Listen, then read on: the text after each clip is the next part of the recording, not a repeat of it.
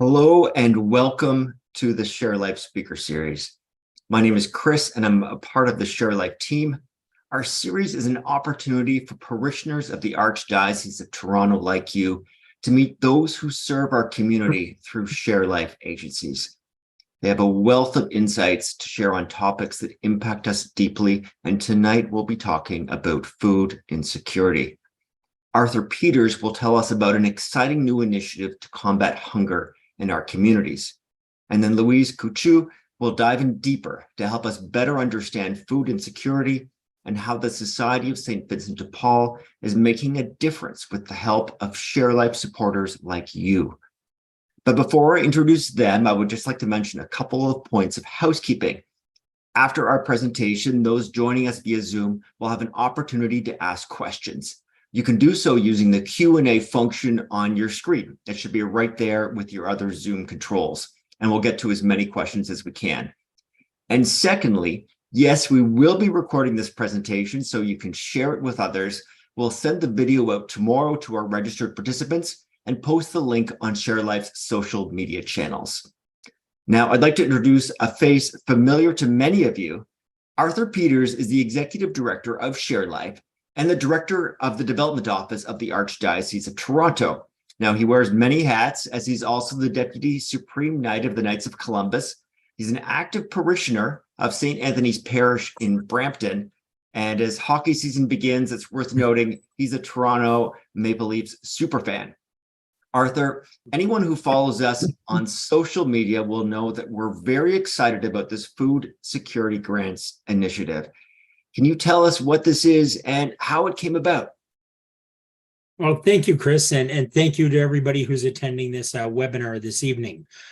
Earlier this year, recognizing the current situation that we all see in society with rising food prices and many people struggling to put food on the table and turning to food banks and other sources to get this basic necessity in life, the ShareLife Advisory Board felt that it was important that we would do something to assist with helping people to get this basic necessity. So after meeting with representatives from Catholic Charities and the St. Vincent de Paul, and tonight we're going to hear from Louise Coutu on this subject, and thank you, Louise, for being here. Yeah. ShareLife agreed to allocate an additional $400,000 to support meal programs and food bank programs across the Archdiocese. Parishes and organizations are able to apply for these grants and have done so. And right now, both organizations are reviewing those applications to determine how much is going to be allocated to each organization. The ShareLife Advisory Board felt that it was important to help to address this need in any way possible. And when I mentioned the $400,000, this is in addition to $120,000 that had already been allocated to Catholic Charities. So in total, over $500,000 has been allocated. And we're able to do this because of the generosity of the supporters of ShareLife. So I extend a thanks to everybody who is participating tonight for your support of ShareLife, because you've helped to make that possible in this time of need. Thanks very much, Arthur. Now I'd like to introduce our special guest for tonight. Louise Coutu is the Executive Director of the Society of St. Vincent de Paul Greater Toronto Central Council. That's the largest such council in Canada. Prior to assuming the role of Executive Director in 2002, she began her career with the Society as a camp counselor at Marygrove Camp, and then moved into management positions in many of the Society's outreach programs, including stores, shelters, and mental health services. The Society, which she's going to tell us all about, is present in more than 150 countries around the world and seeks to provide relief to people experiencing poverty, as well as developing programs to address the root causes of poverty. Louise, take it away. Thanks very much. I'm very honored to be here this evening. And I'm going to do two things. I'm going to share with you some information about the Society so you know exactly what we're doing in your community. And I will also link it into this new and exciting endeavor with ShareLife. So just to start, the Society of St. Vincent de Paul in Toronto, we have two main thrusts of our outreach. One is a volunteer-driven home visitation program where we meet people in their homes to provide assistance when they find themselves in need. And we also operate a number of programs, including residential housing, our stores, our camps. And together, these forms of outreach provide assistance every year to over 35,000 people. We have 1,400 volunteer Vincentians who participate and 240 employees. And they serve the most vulnerable in our communities. The society is broken into the two aspects. We have, when our folks go to visit people in their homes, the greatest need that they're responding to is a call for food assistance. They also provide beds and clothing. And this outreach is funded primarily by parishioners through what you would typically call the poor boxes in the back of the churches and some special collections in the parishes. The other type of outreach that I was speaking of is our special works. And these, that's a very nice name for a group of programs that was developed in the 1800s, some of them. But today what we provide is different types of housing, as I said, and our overnight camps, our outreach, and our food rescue program. We receive funding for those programs from the different levels of government. Camp Ozanam, you might have heard of, being a supporter of ShareLife and Catholic Charities. They fund our Camp Ozanam program. And Marygrove Camp, which we are funded by the Archdiocesan Annual Collection. I'm going to tell you a little bit in depth about some of the programs so you have a good understanding of why we're present in the communities. Camp Ozanam, as I said, is funded through Catholic Charities through their grant from ShareLife. We provide over 600 boys the opportunity to go to camp every summer. They can come for a week. All children are fully subsidized to attend. They're children from disadvantaged families. They have an opportunity to experience what we all experience. This past summer, there was a very heavy focus on fishing. They discovered a great bass pool just off the right side of the shore of the camp. And this little guy was telling me all about the fish he was catching. And if he lived there, he would catch and eat fish every single day of his life. And they don't really taste like fish sticks, is what he told me. So we're happy to hear that we're also helping these young folks understand the value of food and sport in their life. Marygrove Camp, as I said, is funded by the Archdiocese of Toronto through an annual camp collection. We have 1,000 girls that participate every year. Like the boys, they come from the same families in need, families who otherwise wouldn't be able to send their children to camp, and they experience everything that every other child deserves to experience. So wonderful programs. That's our youth outreach. In addition to those two, which you've probably heard of, you might not have heard of our transitional and emergency shelters for women. These 4 programs offer a total of 128 beds for women, different mix of emergency, crisis, transitional, and longer-term housing. Emily House is in the East End, Elisa House is in the West End, Mary's Home is in downtown, and St. Clair's Residence is in the north part of Toronto. We also have a series network of homes for people in recovery. Years ago, the Society recognized the devastation of addictions on families and started this whole outreach where men can come and stay at Ozanam House while they're waiting to get into a recognized treatment facility. And once they complete the treatment, they are able to move, if they need to, into any of our community homes. We have 15 altogether, 14 in Toronto, and we have 1 up in Barrie. And together they live, they offer peer support, and I think anybody who's understanding or has had experience with addictions realizes that it doesn't stop at a treatment program. There's a lot to relearn and a lot to know and a lot to discover of yourself.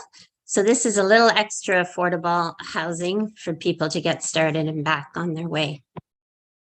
In addition, we also offer housing for developmental mental health supports and services. De Paul House, Martineau House, and Vincent House, they're in the Scarborough area. And we have St. Francis Residence, which is in the Bathurst and Dundas area of Toronto. These homes provide housing for folks who had lived in institutions, people who are disenfranchised primarily from their families. We do have a little bit of limited family involvement, but for the most part, society, same as Paul, is the family for each one of these individuals. So over the years, we have moved from our home visitation outreach into providing some stable and secure housing. We're about to embark on an exciting adventure where we're looking at 120 units of transitional housing also in the West End, but that's just in its infancy. So as it becomes more of a practical reality, we'll share that information. But tonight, as Arthur said and Chris said, we're here to talk about other ways that we can serve our neighbors in need who find themselves in difficult situations. Everybody who knows anything about what's happening in cities and small towns and communities, food insecurity has become such a desperate need. So we're thrilled to be part of the Emergency Food Security Fund that ShareLife has organized and put together. This is an excerpt from the application that we were using to provide to community groups so they could apply and ask for funds either to embellish existing programs or to develop and try out some new ways of serving. So eligible projects are considered based on community impact, viability, and sustainability. So society has been asked to be part of this because we do have a long history of serving people in need. We understand the differences between community food programs, of which we are part of, institutional food programs, such as in our housing and our shelters, and then again, going into people's homes and hearing the stories about how they're short again this month or next month, they'll be in difficulty because they have a payment and they just don't have enough money to purchase groceries. So we see it and hear it firsthand, which is why I think it's really important that we were asked to be part of this initiative because we can help share the experiences of the folks that we serve. So food insecurity, immediate need, it's something that impacts the lives of so many across Ontario. And as we all know, it's an important social determinant of health. And what exactly is it? It's defined in the Ontario Public Health as an inability to obtain a sufficient diet due to income-related food access. So food insecurity can range from worrying about running out of food before getting money to buy more to not eating for a whole day or more. And you'll see as we go along, the applications that are coming in address both these concerning issues for folks who are trying to get by, people who are trying to manage and feed their families and serve each other and look out for each other, and then people that don't have that opportunity of having housing and they run into difficulty or they're underhoused or they just don't have surplus funds. So we're going to try and make sure the funds that we've been asked to help disperse are used in many different ways to serve many different types of folks. One of the best resources, if you're interested in food insecurity, is a group called Proof. It's a research-based organization under the Canadian Institute of Health Research. And they really have become the leading voice on food insecurity in Canada. But their latest stats show that almost 2.5 million people in the province cannot afford nutritious food on a regular basis. That includes 1 in 5 children. So it's a startling fact. It's concerning. It's difficult. Part of the challenge we face when we serve people in need is the whole education around food. Is it easier to buy stuff out of the freezer or the fish sticks, like the little guy said? Of course, but that's not always the best way to spend either. So there's a whole network of assistance that needs to go into providing a help, and the help is immediate. It can't wait while we work on policy and determinants. We have to decide how we're going to assist people today. So for persons living in the community, as we all know, there's more money going to rent. There's increasing grocery prices, the increased cost of living. There's an increased number of persons who are unhoused that are seeking support. So we find in the St. Vincent de Paul, where we used to pretty much limit our home visitation program to people who were in houses or homes or apartments or wherever, they're getting called to other types of housing, encampments, short-term assistance, church basements, that kind of thing. This emergency food fund is just a practical, important way to fill stomachs. Policy, program, it all needs to happen. People need to come together. We need to work hard to change the fact that food banks are part of our everyday life, but it's going to take a while. So in the meantime, it's so important that people are fed. In our St. Vincent de Paul outreach, out of the 35,000 home visits we do each year, and that's just in the GTA, the Toronto Central Council only looks after south of, pretty much south of Stouffville Side Road. And then there's other St. Vincent de Paul's in the northern part of the Archdiocese.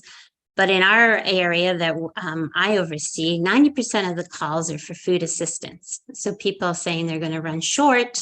They can get some stuff from the food bank, but they can't get enough to either provide some nutrition, produce, fresh things, milk, dairy, or special diet considerations. There's so many barriers to persons being successful in their own housing, finding appropriate, affordable housing, and there's little funds remaining for food. We also have, and we've seen in our own programs, the increased numbers of people who are living with mental health and addictions. They're unable to afford their housing. Many require emergency shelter housing, supportive housing. And I can tell you, every one of our programs has a huge component that is linked to food service. It's your life, it's my life, it's everyone's life. When's breakfast, when's lunch, what's for supper, what's for snack. It's a part of everything we do. So in our programs and services, we are well aware of the need for food, what it does to sustain people, how it helps people get better, stay well, and how people seeking support really need this advantage. The types of applications we're receiving, they're requesting all sorts of interesting aid, really, to carry out what is needed in the communities. And it's all throughout the Archdiocese. We've received applications from Central, East, Northwest, so we're thrilled about that. We've received applications for food banks, some in supplementary income to provide more. The food banks are stretched. So your little smaller local food bank may not be receiving as much food as it would have in the past. Food pantries, which are typically an emergency aid. So in between food bank time, or somebody shows up and says, we don't have anything to eat. That's a food pantry typically. Meal programs, calling people together, providing a warm, hot meal, a nutritious, and snack programs the same. And there's other outreach associated with this. I think people really need to understand the value of the community meal programs and snack programs. One of the most terrible afflictions for people is isolation and loneliness. So a lot of the folks that are served in these programs, that is their community, that is their time to come together, to be treated with dignity, to interact with other folks, to enjoy a sit-down meal in a comfortable place. So you can't underestimate the value of those meal programs, and they rotate from place to place, and some of the folks that are requiring that type of assistance also rotate with them. The applications will serve people from all walks of life, families, individuals as well. And I'm just so thrilled with the creativity and the interest of these hundreds of volunteers. So part of the application process was to ask, how are you going to carry out your program, and what are you going to do to get the food to the people? And, people listed, well, we already have one place had 400 volunteers, and one small program had 10 solid volunteers, but volunteers are the core to this. They're there, they're ready, they get in there, they cook, they serve, they package, they deliver, and they do what they can do so people don't go to bed hungry. So we're so interested in seeing, once the funds are rolled out, what the impacts are. And a few of the more creative applications, we're really interested to see how they carry out their work. You really are the reasons that hundreds of people each week will eat wholesome food in their home. This doesn't happen because governments pour money into this. It just doesn't happen that way. It's donors, it's caring people, it's individuals who are concerned. And you're the reason about all these people who can join together and break bread at a community program. It's absolutely one of the greatest gifts you can give is to share. I'm sure sometimes you question when you put things in the hampers for food baskets and food boxes and what the impact is. The impact is enormous. So when we visit people in our homes, we often will be able to provide food vouchers because our food gift cards. So our donors have assisted us with that. And these community programs, which are going to be the benefit of ShareLife funding, they'll be able to bring people together and provide not only the food that's so well needed, but also some of the companionship. So ShareLife has stepped up. It's been a troubling time, involved with many agencies and the table with many different groups to speak about this. We ourselves run a large food rescue program at the St. Vincent de Paul, where we are able to bring in a lot of food from Second Harvest and distribute it in our own programs. It's helped tremendously.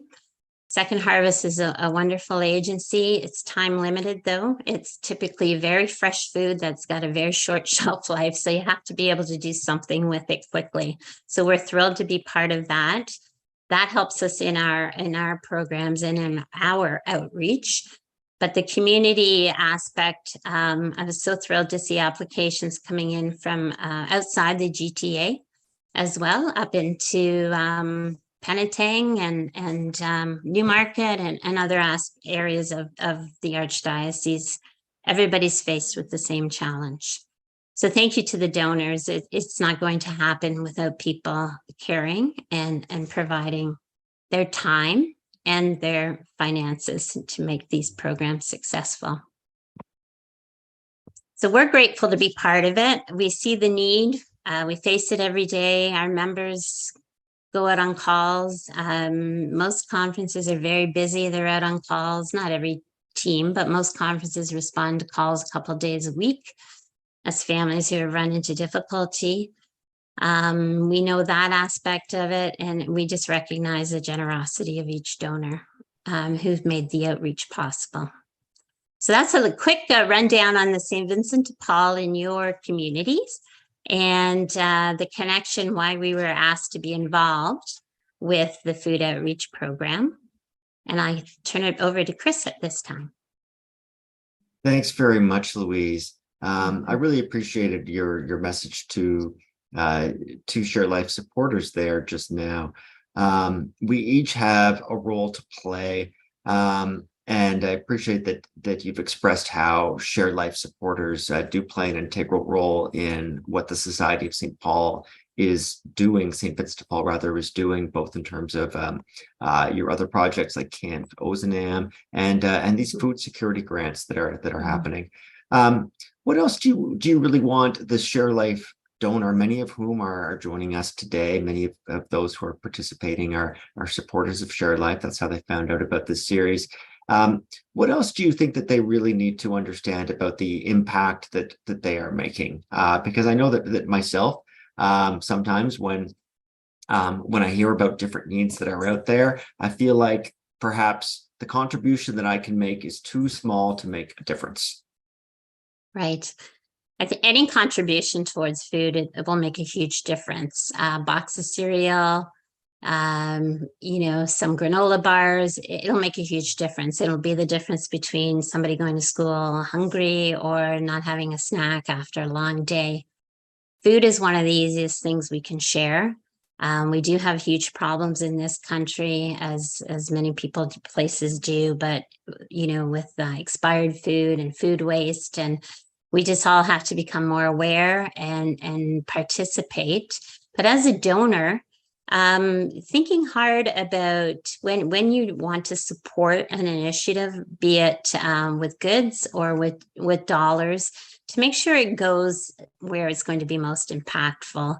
I remember the old days, people would say it was a food drive, and they'd open their cupboards and pick out, the can of black olives or some tuna that had been laying around for a while. But I can honestly say the food that we see that comes in is much more thoughtful, much more respected of people's needs. So thoughtful donations, monetary donations, food programs are very cost effective generally. They don't get tied up in red tape. There's a lot of volunteerism. So any way that you can help. The same as de Paul outreach is also an excellent way for people to be involved. It is a little bit more of a vocation in a way. It does demand a regular commitment because there are connections made with our neighbors in need that we're serving. But our programs and services also welcome volunteers. So from donating product to donating finance, donating time, those are all helpful. And one really interesting aspect I just want to touch on at the beginning of the pandemic, we had a flurry of agencies and businesses contact us trying to offload food. They had a lot of food they knew they weren't going to be able to use. They contacted us, I'm sure many other social service agencies, and we were able to take food, prepared meals, empty freezers for companies, hotels, things like that. They knew they weren't going to be able to use, but some of those relationships have been sustained, which has been awesome. So groups sponsoring a special meal on a Friday night at one of our shelters, relationships with different test kitchens and things like that. We all love food. I mean, food makes us all happy generally. And being able to pop the myth that people should have mac and cheese and cans of tuna and peanut butter only. It's just so wonderful to see that people's minds have expanded, and we recognize all the challenges also with feeding people from so many different backgrounds and cultures. So mac and cheese isn't everybody's favorite, even if it could be mine, Mm-hmm. I wanted to remind everyone that you have the opportunity to ask questions using the Q&A function in the chat. And so we see some more questions now coming in. Can you speak a little bit more about the different opportunities, particularly in the area of this fight against hunger, that people can be engaged with the Society of St. Vincent de Paul? So, like, where do I find a chapter that's near me, and what are some of the different roles? Like maybe it's maybe it's not going to be my vocation, or maybe I'm not thinking it is yet. So what are some of the opportunities that are out there for people who are busy but who do have time and who want to help but don't know where to start? Sure. You can always contact the same as de Paul on our general Toronto Central Council number and website to get directed to the parish in your area. So we have 114 conferences. And conferences is the group of people that operate out of a local parish. So that's 114 just in the southern part of the Archdiocese. So quite a few. Some are smaller groups, some are quite large. It really ranges depending on the outreach in the community. The same as de Paul is very much a grassroots organization. It responds to community need. And believe it or not, there are some areas of the city where there really isn't a ton of need, but those folks still come out, they still collect funds. They may do home visits in other areas. They may support more challenged conferences who are in need of support. Some of our larger conferences have other types of outreach as well. They'll have friendly visiting, which isn't as intensive as the home visitation where you have to respond because someone needs something. So it's more scheduled.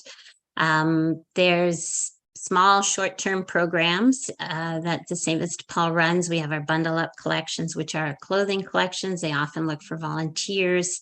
We get a lot of kids who want to do their community hours. They help load the trucks and that kind of thing. We have food collection. You'll see at Christmas there's angel trees and different ways. I know St. Michael's Cathedral runs quite an extensive hygiene collection for the folks that live in our programs and shelters. And there are some volunteers that are just solely dedicated to that outreach. So we do have also that type of short-term involvement. Our programs do accept some volunteers. It's people's homes. We're always cognizant of that, but we are always welcome to people who would like to make some type of commitment. And it ranges for everything, crochet club, knitting club, Bible study, arts and crafts. In our recovery homes, people have lived that life and walked that walk and want to sit down and share with some of the residents.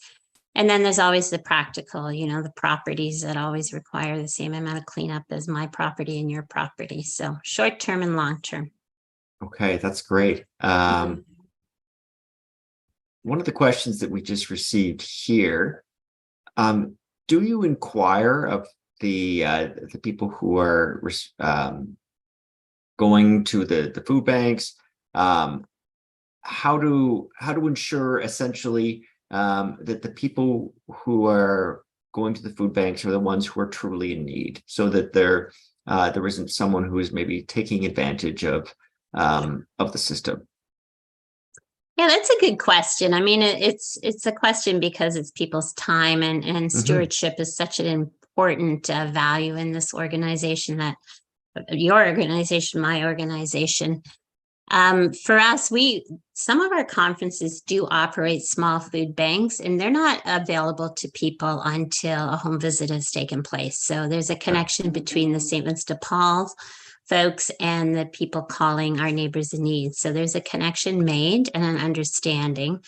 And then that's how it becomes a program that's available to them if needed going forward. Some of our conferences are located in such heavily dense areas. The conference could never respond to every call for help with a home visit. It just isn't practical. Some of the churches in those heavily dense areas just don't have enough people in them to form a conference. So we've made a modified, we'll have a pantry or a food bank available. Outside food banks, this is part of the application process, was to explain to us how they were going to provide the food, how they were going to share it with those folks who were requesting it. For all the years that I've been in service, I really don't see a lot of people taking advantage of the food bank process. It feeds people, but it's not an easy process to go to. And the big food banks, they will have their own criteria. These community programs seem to be very connected on an individual level. Now, the flip side of that question, and certainly I think it is a good question, because if I'm making a donation, I want to ensure that it's going to someone who really needs it. Sure. Are we seeing changes in the kind of people who are needing these services now? Maybe people of demographics that we wouldn't necessarily have expected to have required a food bank before. Is that changing at all? Oh, it is. I mean, that demographic is changing so rapidly. When I first got in the business, there was hardly any women's shelters. It was a man thing to be homeless. And then, women's shelters were so needed. And thankfully, the wisdom was there to open some. So that became just a change I saw in service levels. But as far as food banks and food programs, it's families with children. It's everybody. It could be me. It could be you. It could be anybody. These high rents people experience, one job loss.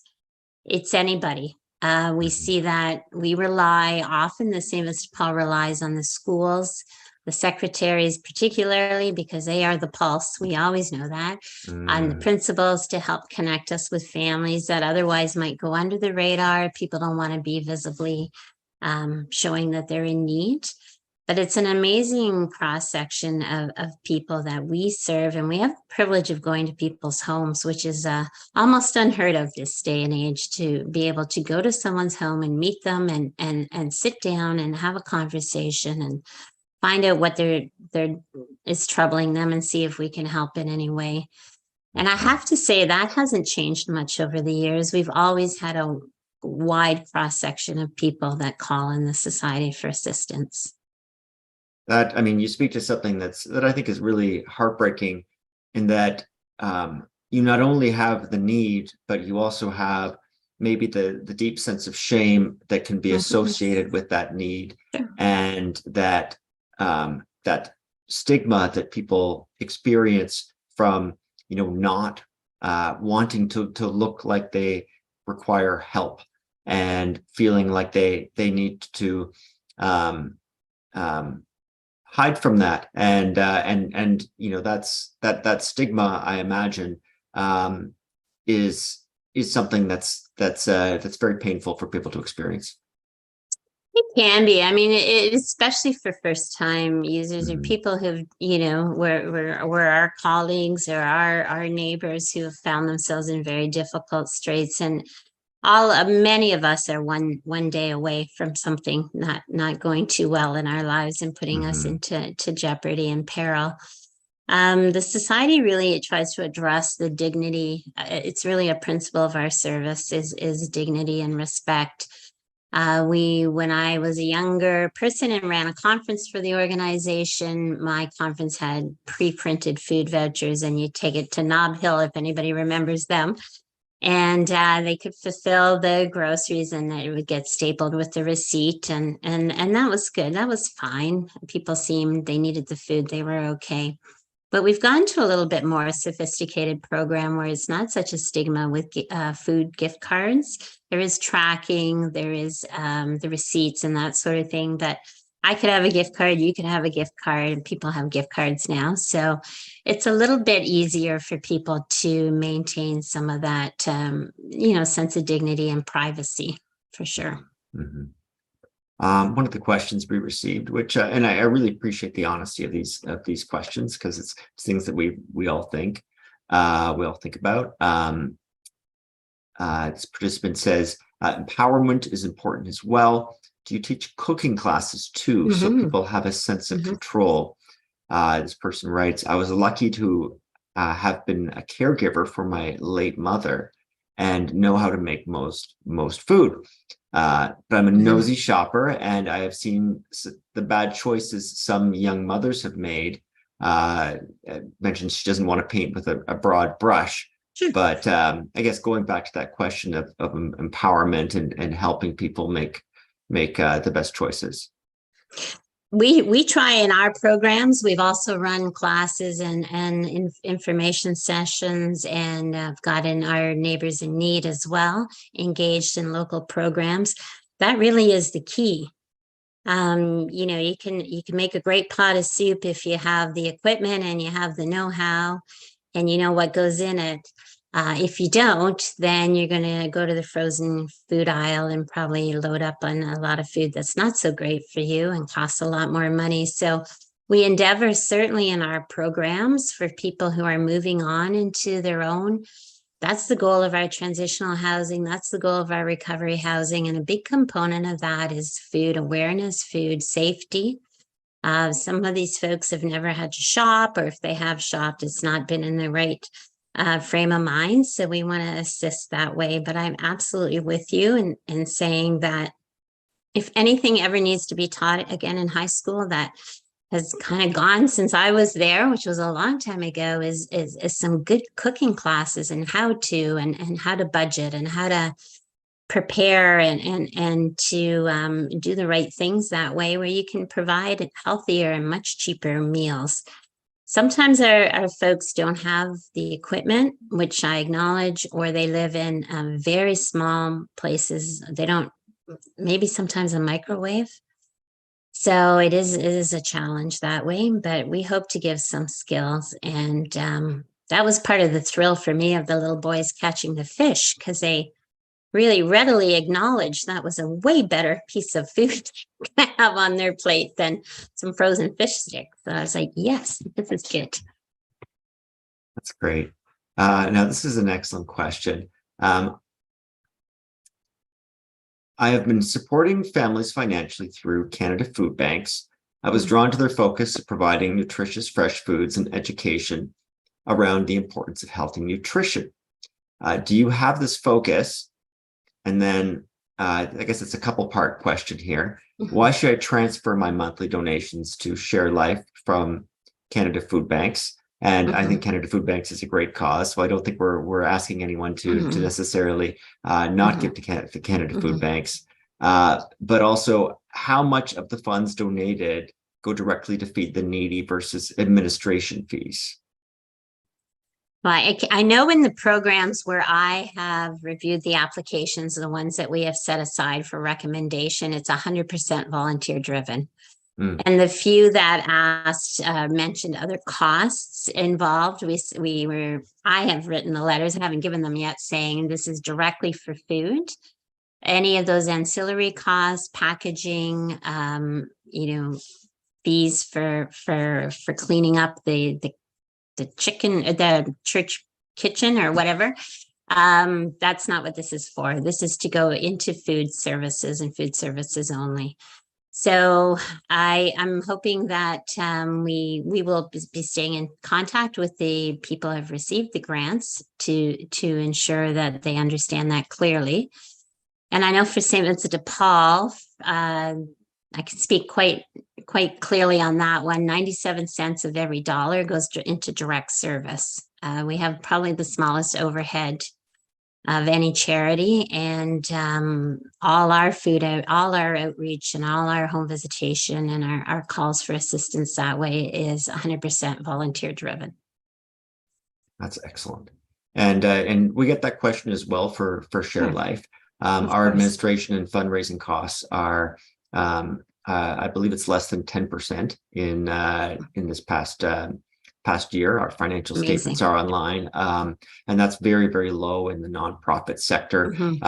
As a donor, I'm also a donor to ShareLife. That's very important to me that the charities that I give to are efficient, and that's wonderful to hear about St. Vincent de Paul as well. Great question here. Do you work with other community partners to empower your clients to rely less on your program? So I guess how are you connecting with other partners out there to help lift people out of poverty? A great question. So for the society, I can speak on the society's work this way. Part of our challenge is to not become a source of income and not to be, it's easy to call us and, we're pretty nice people, so we're going to come. Part of the challenge with our members is to really address the issues. What are the immediate needs in this family or this individual's life? And how can we ensure that this doesn't continue to happen? This is a very principle out of why some of our special works were created, particularly the recovery homes. We were witnessing firsthand the devastation of addictions in families, and not only on the emotional side, but on the security for housing and well-being. So when we went in partnership, first off with Toronto Community Housing, to provide this housing, we felt it was a real inroad to making more of a difference rather than returning to the same family with the food vouchers and saying, I hope things are better next month. So the society itself tries to develop programs in response and is working very hard to recognize where the deficits are. I mentioned this embarkment on this transitional housing facility. It's going to be large for us. It's about 120 units for women who shouldn't be in a shelter. They're capable, but they can't live by themselves. So we've seen it, we've lived it, we've worked with them. If we just stick them in a basement apartment somewhere, they're going to be coming back. We know that. They need a little bit of safety, a little bit of security, a little bit of encouragement, and they'll do better. So that's another way that we feel that we're really trying to lift people out of a situation that isn't ideal. As far as these food programs go, I would say that the thrust of many of them is probably the first basic emotion of connection, reconnecting for a lot of people. They'll be in the community. They'll get to know and trust some volunteers. We all know the good work that some of our more famous food programs do, the Good Shepherds, Got Mission. We know that those are important. But I like to see the second stage of some of these programs where they're connecting and providing other services, not that would be funded under this envelope, but they talk about outreach and trying to connect people themselves to services in their neighborhood. The biggest challenge in our archdiocese is so community driven. So when I speak to our archdiocese of St. Vincent de Paul, I'm speaking to Peel, I'm speaking to York South, to Toronto, to Durham, and it's not all the same. So we have to always be cognizant that different areas respond differently, have different assets, different programs available to people. Couple questions now about the Society of St. Vincent de Paul. Okay. Can you describe what exactly is a conference? Mhm. It's a little murky to me as well. Oh, sure. Like how would I compare that to maybe some other structures of other organizations in the church? You probably, it would be like a chapter. It would be, it's just an old French name. All our names come from the Saint Vincent de Paul was founded in France by Blessed Frederick Ozanam. So a lot of our terminology has been passed down, but a conference is basically a group of volunteers that are formed together. And they are generally attached to a parish, but sometimes not. They can be out of a school. We had one in one of our RGI housing programs. But typically it's in a parish, and they are a group of people that come together. They meet. There's a very structured meeting for St. Vincent de Paul to ensure the business gets done, but there's time also spent on spiritual reflections and our prayers. And together, the members of that conference decide how to serve in their neighborhood. So if they find that they have not too many neighbors in need and they want to assist in a needier neighborhood, they can all volunteer that way. If they find that they're just overwhelmed with the density and not being able to respond, they come up with local ways to address those issues. So it's in other groups, I think you would see it as a chapter, perhaps as a more common reference to a group of people that meet. Okay. Now and here's another question. Where is the greatest need for help? If visiting homes and is visiting homes, would you say the greatest need in terms of needing some manpower? And if it is, do you go on your own or do you go with someone else? No, you always have a partner in St. Vincent de Paul. You never go on your own. Typically, most of the family, when we serve, we're often serving single moms, which we're particularly sensitive to. So we try to make a male-female partner, but you always have a partner. You never go on your own. Our home visitation is not easy. It is, it's a beautiful work. You meet so many people, you develop so many bonds with people who are in your neighborhood, but it's not that easy. And that's where that vocation comes into play. We have Vincentians who have been Vincentians for years and years, and others who discover the work and quite enjoy it. And sometimes people want to serve, but maybe not in a home visitation role. So they can also help the conference in different ways. Every conference pretty much in the GTA is a registered charity on their own. So you can imagine there's a lot of paperwork that not every person that wants to go out and do home visits also understands how the CRA works and all the filings that go along with the charity. So people with financial background are always welcome. People understand programs, computer programming, to help log visits and things like that. So it's not strictly just you need to be the one with your partner going into someone's home to visit, but that is definitely our highest need always. Okay. We're thrilled this year. We opened 2 new conferences, St. Marguerite du Ville in Peel North, which is Brampton, and St. Padre Pio up in Woodbridge. Just thrilled to have them come on board. And it has to say something about the organization, because in a time of declining volunteerism, we're actually we were only 1,200 Vincentians at the beginning, just prior to COVID, and we're over 14 now. So I think people really understand there's a way to serve. That's fantastic. That's really Mhm. encouraging to hear. Mhm. What would you say the role of advocacy is? Because we know that as much as we all want to contribute, that there are systems, many systems that maybe we don't fully understand. If you're reading the news about the cost of food, you see that there's a lot of people pointing fingers in one direction or another. Mhm.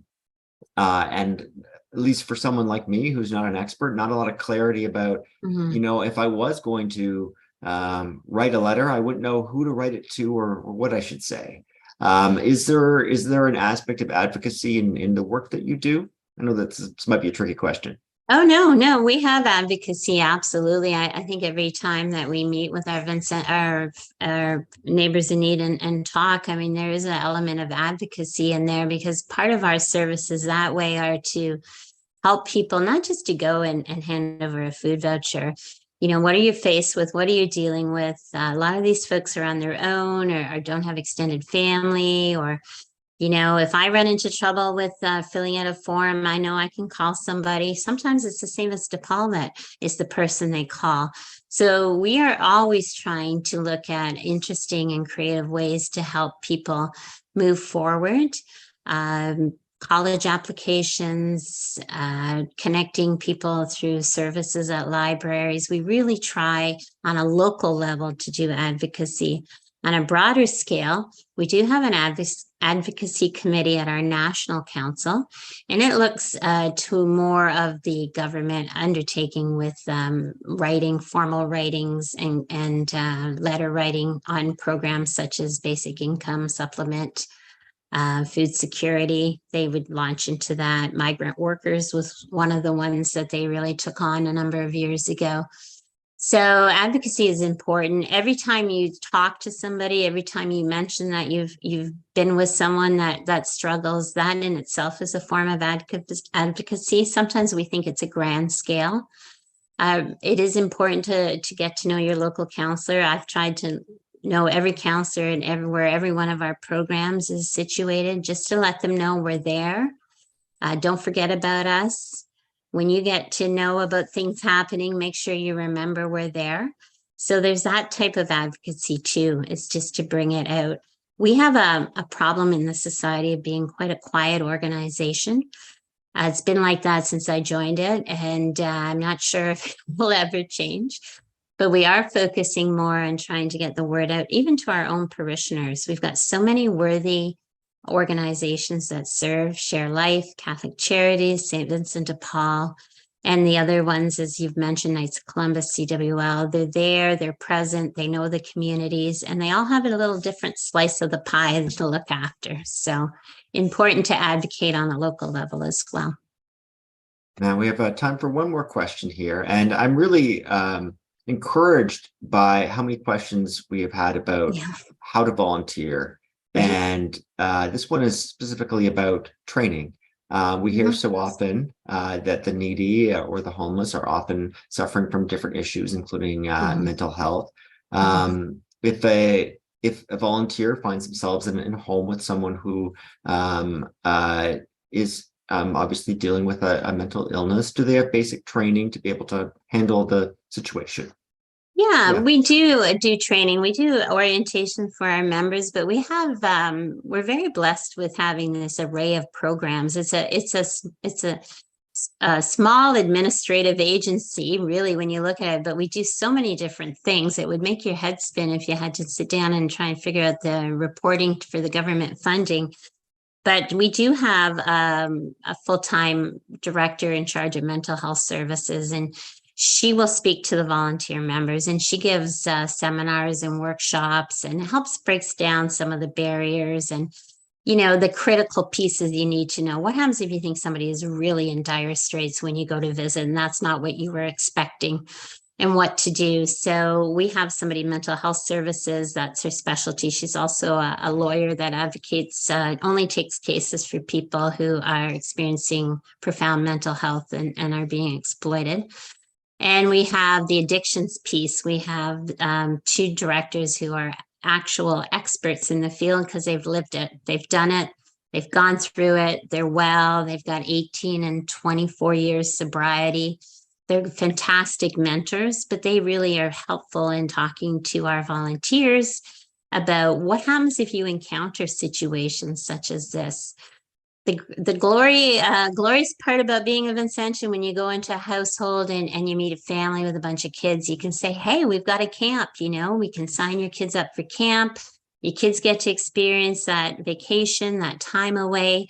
You get a break on the food for a week. That helped a lot of families this summer. I can tell you that was a very practical outreach. We had one family with 4 little boys and they all went to camp at the same time. And I know it helped on their grocery bill enormously. So we're always trying to look at ways that our services impact around in the community, or not just the actual one person we're serving, but their family perhaps, or other people. Okay. Louise, this has been wonderful. Is there anything else you'd like to say to our audience? We've had fantastic questions, really encouraged by all the questions that you sent in. So I think we've got a really motivated group of people who want to help. Any final words that you'd like to say to this group as you sort of send them off to help join this fight that we're all engaged in against hunger? Thank you, Chris and Arthur and Jen for organizing. It's just so amazing to have people come forward and want to give of their time. First of all, to participate in a webinar on a Thursday night. Kudos to all of you, but to really care and be interested. Watch for who gets the funds going forward on these community initiatives. They rely on volunteers immensely. It may be your type of volunteerism if you're interested in a little bit more of a limited outreach. When those announcements come out, watch for it. Nobody, as far as I know, would turn anybody down. They can always use more people. But encouraging, you've asked questions that our members ask all the time, same questions. And I'm so glad to see that it's just, it's into the broader community. So as always, stewardship is incredibly important. Your time, your money, our need, connecting all that. ShareLife is very committed and transparent. The society is as well. Those are important elements in outreach. And thank you so much for the opportunity to share a little bit about the society and what we're doing in the communities. And as always, we're always grateful, particularly for the funding for our Camp Ozanam and our collection for Mary Grove. Those are just wonderful, happy programs that just make people feel good, which is always great too. So thanks very much. Wonderful. Thank you again, Louise. And we will be sharing the link to the Society of St. Vincent de Paul website, like you mentioned before, so that individuals can be able to find a chapter that's a conference rather, that's near you. I also want to thank Arthur Peters for joining us and having shared about the Food Security Grants Program. Thank you very much, Arthur. And I want to thank Jennifer Lauzo, who you haven't seen, but who is behind the scenes making all of this possible. She oversees our ShareLife Speaker Series, and I understand there's going to be a little survey at the end that will pop up on the screen for those of us who are joining via Zoom, and that'll be an opportunity for you to share what you thought about this event tonight. Let us know if you have ideas for future ShareLife Speaker Series events. We'll be reading all of your feedback, and we look forward to seeing that. I also want to remind you that when we send you that email, it'll also include the link to the video. So you're certainly welcome to share that with others so that they can learn more about food security. And lastly, I want to invite you to continue to support the ShareLife campaign through your parish. We're 80% of the way towards our annual parish campaign goal. And the recipients of the food security grants and 40 other agencies are relying on you and me to ensure their important work can continue. If you've given to ShareLife already this year, you've made your contribution. Thank you so much. We're so grateful. And as you can hear, it's supporting incredibly important work in our communities. So thank you. And I would like to close with a prayer, particularly with the topic that we have today.